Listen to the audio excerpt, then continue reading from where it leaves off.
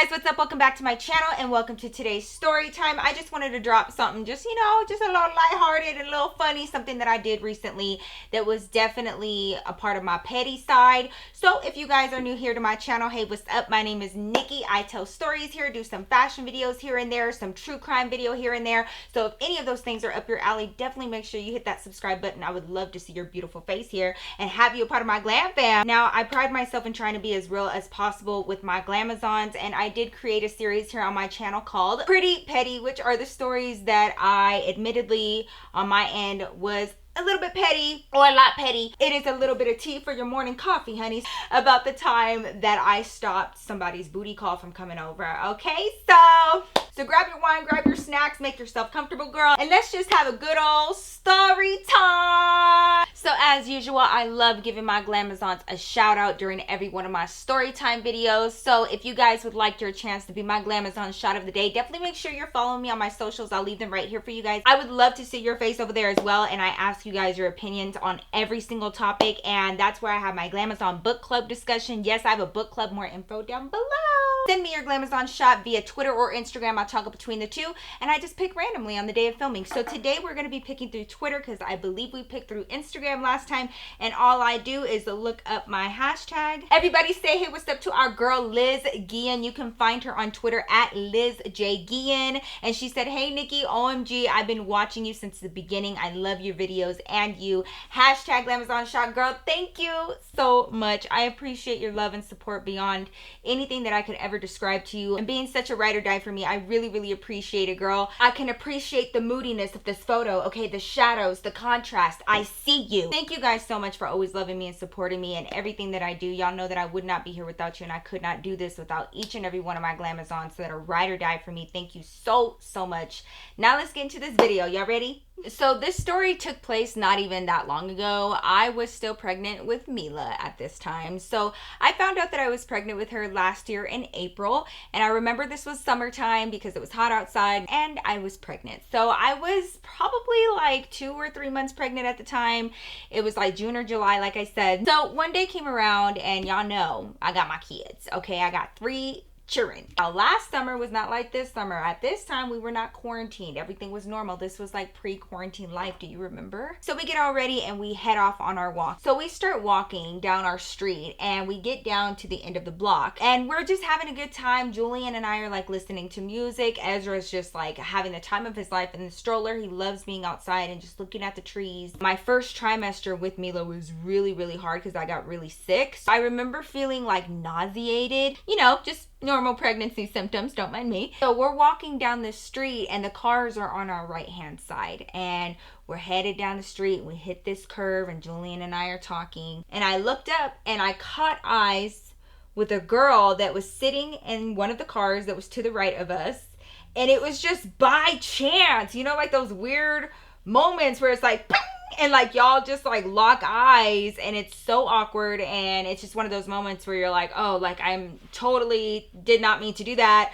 girlfriend, like I didn't even know you were there. She was in the driver's seat and then there was another girl that was in the passenger seat next to her, and they're probably, I mean, I would, if I had to guess, I would say like 17, 18 years old. So they're pretty young. The minute that I looked over there, you guys, like that fast, this girl, the one that was in the driver's seat, when we locked eyes, like the minute we locked eyes, she was like,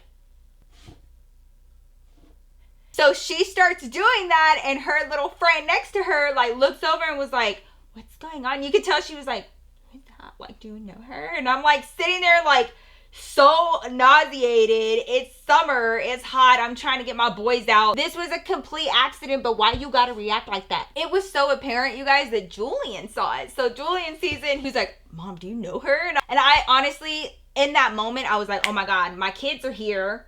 Because straight up, old Nikki, not pregnant Nikki, not a mama Nikki, would have been like, don't get... But you see, I've grown and my children are here. So I'm going to keep it together. I'm going to keep it classy. I'm going to keep it cute.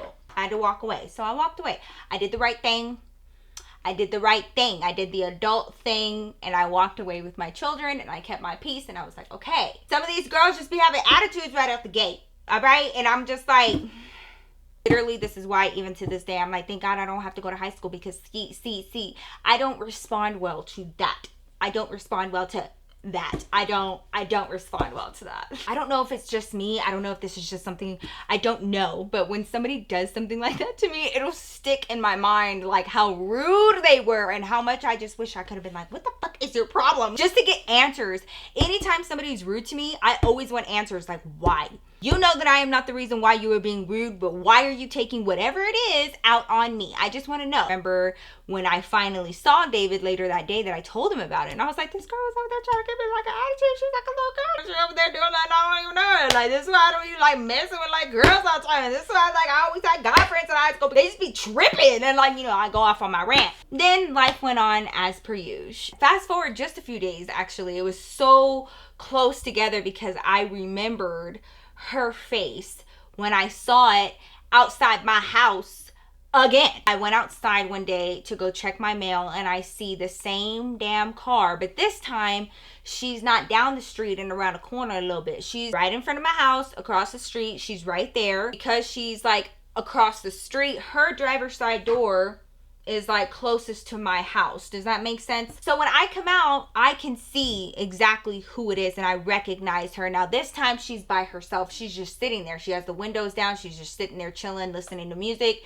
So I go out and I check my mail. She doesn't even look up at me. She's on her phone. She's just doing her own thing. And I'm like, okay, well, I go inside my house. Now, my office faces the front of my house. So when I go into my office, that's where I work. That's where I edit. That's where I spend most of my day. There's a huge bay window and I can see right outside. So, you know, I see her sitting there and I kind of forget about her, and I start, you know, doing my thing, and I'm emailing and I'm doing whatever. And like 20 minutes pass. And I look out again, and she's still sitting in that car. And I'm like, and then out of my periph, I see a little movement, and I see this kid, and he's about the same age. He's like 17, 18 years old, and he's tall and lanky and dark hair. And he walks up to her passenger side, and he starts like talking to her through the window. Immediately upon looking at that, I was like, oh, I know what this situation is. Like, she's here for her mans. Oh, okay, whatever. Didn't even think twice about it. Like, it just, everything connected at that point, that's why she's always in my neighborhood just sitting in her car, because her mans lives over here. Okay, I get it. Not even a few hours later, I'm standing in my kitchen. Julian had just come out of my office for something. He goes in there for pens, for paper, for whatever, like construction paper. All of that is in my office. So he came out of my office and he was like acting all weird, and he was like, Mom, what's the matter? So there's like somebody outside of our house right now. What do you mean? I was like, at the door? And he was like, no, like just standing out in the street. My son turned beet red. I think they're making out. He's like really embarrassed. He's like, so like they're just out there like making out. So I'm like, okay, I'm gonna go over there. I'm gonna shut the curtains. Like, don't even worry about it. Don't be all up in people's business or whatever. So I'm talking to him all the way over to the window, and I'm about to shut the curtains, and I look out there, and you guys, he damn near had her laying across the hood of her car, and they're like making out. And when I say making out, like I'm talking about cradling the entire back of her head and like having her like lay over her hood of her car. And it's just like, it was definitely, you know, it was a sight. It was a sight. It was a vision.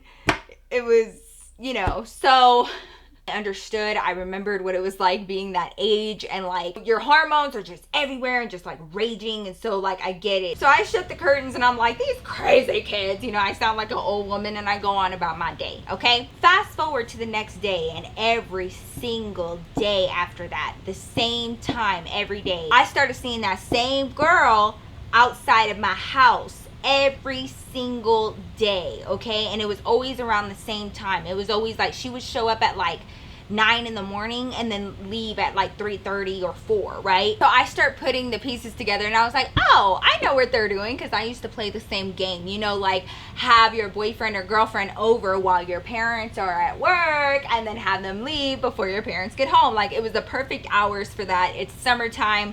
duh, that's exactly what they're doing. And her little butt was parking right outside of my house, but her boyfriend lived like down my street a little ways, so it definitely seemed like she was trying to hide her presence. Like she did not want his parents or somebody to see her car, because there was nothing but open space in front of his house, but she kept parking down the street or like around the corner or whatever. And before, she was parking around the corner, but now she was getting a little ballsy. She didn't want to walk all that way, so she keeps parking in front of my place. And then on like the second or third day, like after she started like showing up in front of my house, she started parking directly in front of my house. Okay, like right there in front of my window, like right in front of my house. Now, I'm not gonna lie, this was a little weird just because they spent so much time in her car. So like anytime I was like in my office, you could see in, you could see out, so I would have to like close my curtains so that it didn't seem like I was all up in their conversation when they would be chilling and making out and doing whatever else in her car right outside my house. But what I liked about it was because they were, you know, sneaking around, she would always be gone at like 3:30, 4 in the afternoon. And that's perfect because that's when David comes home. And David has a truck, and David parks his truck right in front of the house because there's enough space to do so. So that's where he parks. It's every single day. Since we lived here, he parks in front of the house. Every day they're doing their cochinadas. She's coming over, seeing her mans, and then leaving. And everything was working out just fine. I was like, you know what? Y'all have y'all's fun. Be safe. I was fine with this entire situation until it starts affecting somebody that I care about, okay? One day came around. I have my curtains open. Guess who's outside? He's holding the door open, and they're just chilling, they're just talking, but he keeps, you know, leaning down, they're kissing. You can tell that she was like getting ready to leave, so she's like putting down her purse. I know that she's about to leave, and I continue to work, and time keeps passing by. So 10 minutes goes by, the same thing. 15 minutes, same thing. 20 minutes, same thing. You guys, going on to almost half an hour with them just saying goodbye, or like just, you could tell like it was a constant goodbye. Like they could not get enough of each other. And I get it, but you see, girlfriend, it's getting a little late. All right, so she's doing this at like near 4, and that's when my husband gets home. And then all of a sudden I look out and I see my husband driving down the street, and he rolls up to the house. He rolls up right behind her car, sat there for a second, and he sees that this young kid is like putting his girlfriend into the car, and it's very evident that they're saying their goodbyes and she's about to leave. So David pulls right up to the back of her car to be like, okay, like when you leave, I'm gonna take this space, this is my house, and I'm gonna park right here, so like, you know, say your goodbyes or whatever. So David waits a few minutes, and I see him, and you guys, I'm just sitting there at the window just watching this whole thing. You cannot be trying to pull this type of stuff on him, especially after a long day of work. His patient, girl, and he hasn't had his time to unwind. Oh no. So I'm like watching from the window, and I can literally see David's face just turning from, you know, normal to just like completely frustrated. And he's sitting there looking at the both of them like, are y'all gonna go? Are y'all gonna say bye? Like, are y'all gonna hello? So the young guy sees David, and he's like telling his girlfriend, you can tell he's telling her, okay, like you gotta go, you know, this guy's trying to park, okay, bye, mwah, mwah, mwah. You can literally tell by his body language that he's trying to wrap it up, and he keeps looking behind and like looking at David like, hold on, man, like I'm sorry, and like, you know, he's trying to wrap everything up. It is her. She is actively not allowing him to walk away from the car. Like I literally saw her, like when he was trying to back up and shut the door, she reached out, grabbed his shirt, pulled him down so that he could kiss her again. Like that was the game that she was playing, while my husband is sitting behind her trying to be patient and wait for his spot in front of his house, back and forth. And you can tell that her boyfriend is just like so nervous, and like he's in the middle, and he don't want to be mean to her, but he's got like this dude staring at him all upside his head because David is just sitting there like, and every time that kid looks over, David's like, finally, her man leans down one more time, gives her a kiss, jumps back really fast, shuts the door so she's not able to like stop him. He shuts the door, and he's like, okay, I'm gonna text you. Okay. He's stepping backward into the street to like let her know you needs to go. Like I'm peacing out. Okay, bye. He backs up the whole way across the street And old girl is still just yelling out her window, just still got so much to say, has not started her car, has not put it in drive, has not. She just will not. When he gets to the other side of the street, I see my husband's whole face change. And I see him inch his truck closer to her car to be like, okay, you're done. Like, he's leaving. Y'all have already said your goodbyes. You're done. And now she sees that this dude is behind her, and she's not the type to jump out the car. Thank God, because it would have been a whole other story time. So she turns on her car and she's like, "Bleh!" And she's like doing all of this to David, my husband, and I'm sitting here watching from my house, from my office, looking at this little girl giving my husband an attitude and take forever after her man done said goodbye a million times and gave her a million little kisses. I'm going. I tried to be understanding. I tried to be cool. I tried to be that one to just be like, oh, this is fine, you know, like, have your fun, girl, go ahead, like, be safe. I tried to be that one. But see, when you start getting an attitude with my husband, causing this type of issue when he's trying to come home and relax after a long day of work, now you and I have a problem. Now we have an issue. And in that moment, I decided that I was going to be pretty petty. Keep in mind, I'm 3 months pregnant at most during this time. I did my hair, I did my makeup. I probably spent like 2 hours getting ready. And I put on this little bitty dress, and I go down to my office and I open my curtain. Sure enough, like clockwork, here she comes down the street with him. They're hand in hand, all get cute. And it just so happened that I had not checked my mail that day. And I decided that I was just gonna go outside and check my mail. Look, okay, I'm not here to embellish no stories. When I tell you, this little boy, he's a boy. It wasn't a quick glance, I'll tell you that. She sees that happens, and she looks over and sees me on the porch. So at this point, by the time I reach the stairs off of my porch, they're both looking at me.